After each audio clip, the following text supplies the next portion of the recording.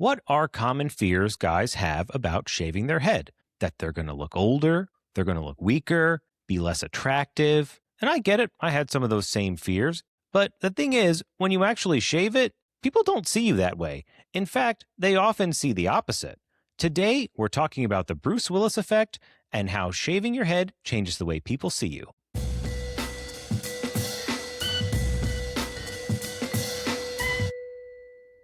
Welcome back. My name is Steve. This is The Baldest, a show about baldness and living confidently beyond hair loss. Episode 3, The Bruce Willis Effect. If you don't know who Bruce Willis is, go watch Die Hard. I promise you will not be disappointed. Now, whether or not it's a Christmas movie, we're not going to get into that today. But Bruce Willis was one of the biggest action stars from the late 80s through the 2000s, starring in films like Die Hard, like I mentioned, The Fifth Element, and Unbreakable. And he helped change something important. He showed that a man could be a dominant action star and a sex symbol without a full head of hair. And he didn't just go bald. He made it a deliberate style. Bruce Willis helped pave the way for guys like Jason Statham, Dwayne "The Rock" Johnson, and Vin Diesel to lead major franchises with shaved heads. All right, I feel like that's enough biography. Let's get into the episode. Like I said in the intro, there are common fears men have about shaving their head. I talked about some in the last episode, but I talked about a few in the intro for a specific reason. I'm going to look weaker. I'm going to look older. I've lost my youth, which is a weird way to say it. I'll be less attractive, or my career will suffer. And like I said, these are all not fears that I don't agree with, but usually, socially, the opposite often happens, and this isn't just my opinion. There actually is a study out of the University of Pennsylvania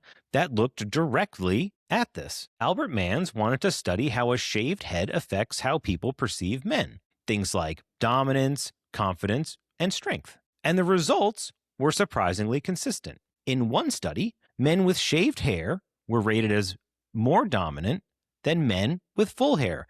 But it gets more interesting.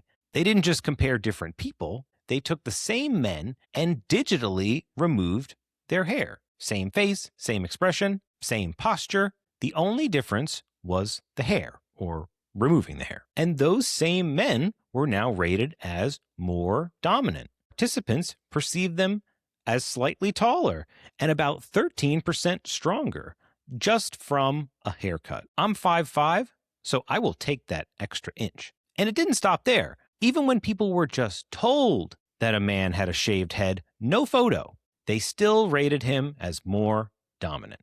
So this isn't just about appearance. It's about what the choice to shave your head signals. There are some trade-offs, though. The good does outweigh the bad, but shaved heads, while I said they do read as more dominant, but bald men are perceived as less approachable. And also a little older than men with a full head of hair. But thinning hair was actually rated the lowest in perceived power and as the oldest. Not because it looks bad, but because it reads like hesitation, like you're still trying to decide something. Shaving your head doesn't just change how you look. It signals confidence, like you're choosing to be bald instead of hiding it. Once I found out about this study, I started paying more attention. Does this stuff actually happen in real life? I've been shaving my head for a few years, and I've held leadership positions for over a decade, so shaving my head wasn't about trying to look more confident or anything. That wasn't the goal. But things do change, and the more I pay attention to them, the more I notice. The more I get noticed. When I walk into a room with this beautiful bald head, I mean, people see me, my face just stands out. My bald head just, it just focuses you right to my face.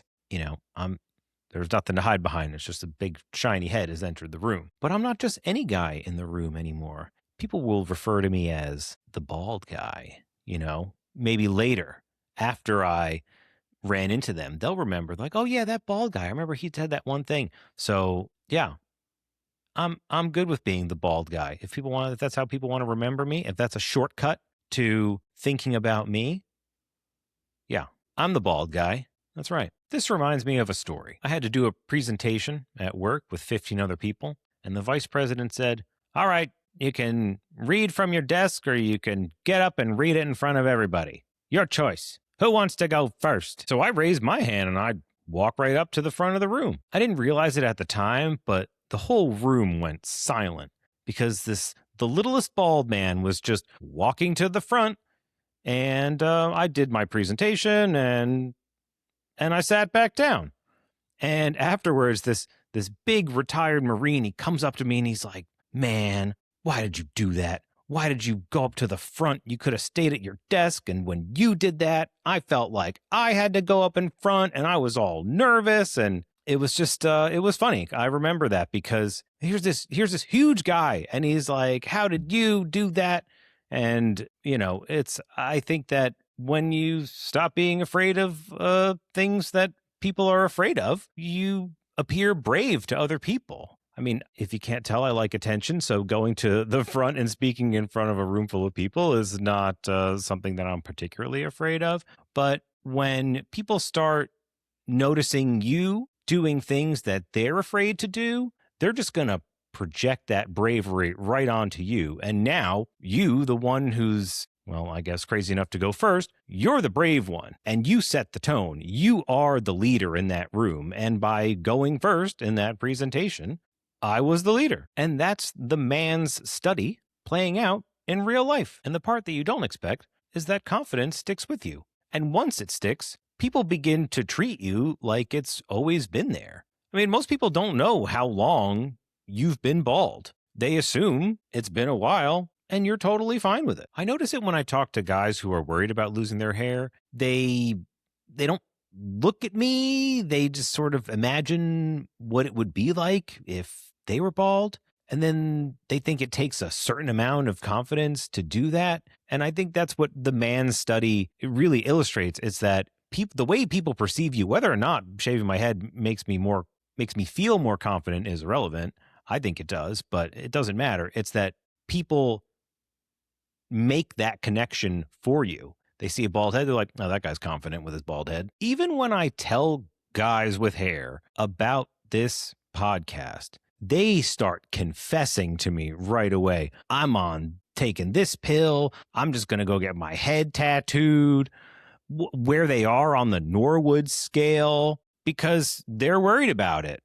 And here I am just doing it. It's not a big deal to me, but they make it a big deal. Even the way people joke with you changes. I'll do a whole episode later on about how to handle bald jokes because you're going to get them. But at this point, when people make bald jokes to my face, I don't take it personally. I think they just assume that I can handle it. People think bald people have a thick skin, and I think we do. Pop culture has spent decades, ever since Bruce Willis. Now we have The Rock. Now we have Jason Statham. And these guys are certified badasses, and a shaved head is shorthand for resilience. And people feel comfortable joking with you because you don't give off a fragile vibe. You're the guy who can hold open the door with a certain set of skills, but you could also hit them with a stone-cold stunner. Not me, though. I'm too small to give anybody the stone-cold stunner, but it is a dream of mine. The baldest martial art is jokes. I can make jokes at people, and I can run away. I can run for a long time. So if the jokes fail me, then cardio is my only saving grace. And it's not just how people with hair see you. It's about how bald people see you. The bald community is very welcoming. If I walk into the room and I see a bald person, instant connection. We have the bald bond. You say, "Hey, I see you over there, brother. Bald on." I was playing Two-Headed Giant at a pre-release, and my partner was this young guy with hair, and we made it all the way to the finals, and we got paired up against two bald guys.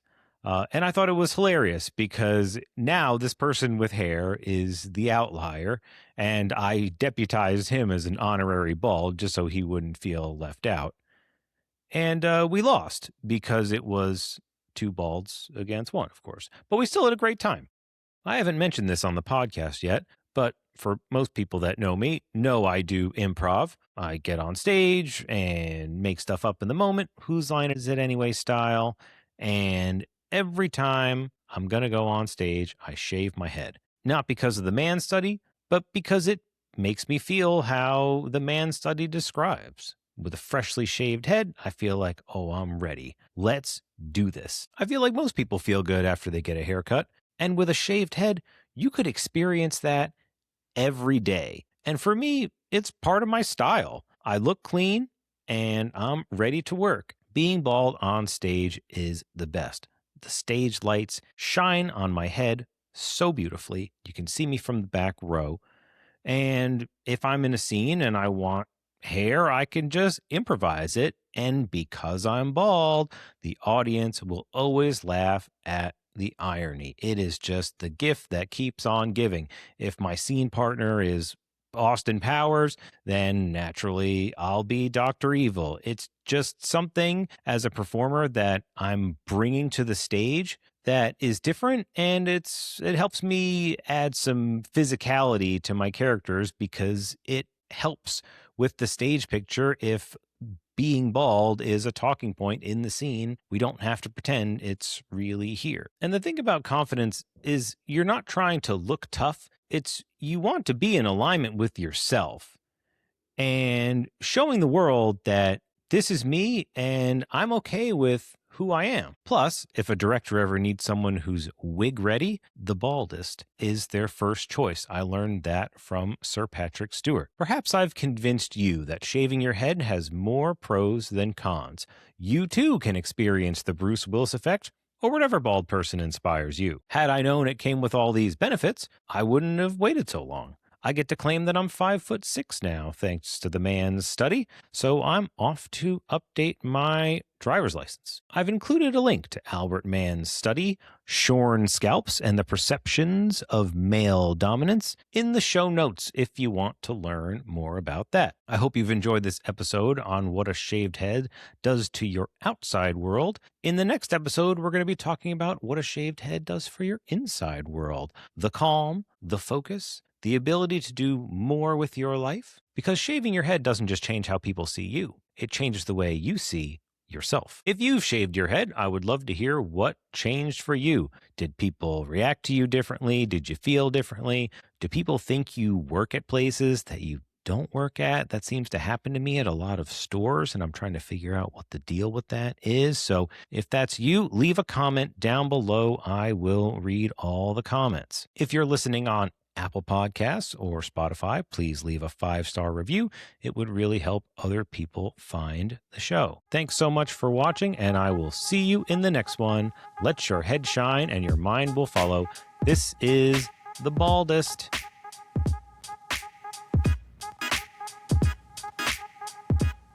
Post-outro Steve here. If you enjoyed this episode, please give it a like and check out one of my other episodes. You can find me on Instagram, YouTube, and TikTok. Links are in the show notes. Make sure to subscribe so you don't miss future episodes. You can also listen to The Baldest on Apple Podcasts, Spotify, or wherever you get your podcasts. And if you're listening there, you can always watch the full video version on YouTube. See my shiny head. Thanks for listening, and I'll see you in the next one. Good day and good scalp health.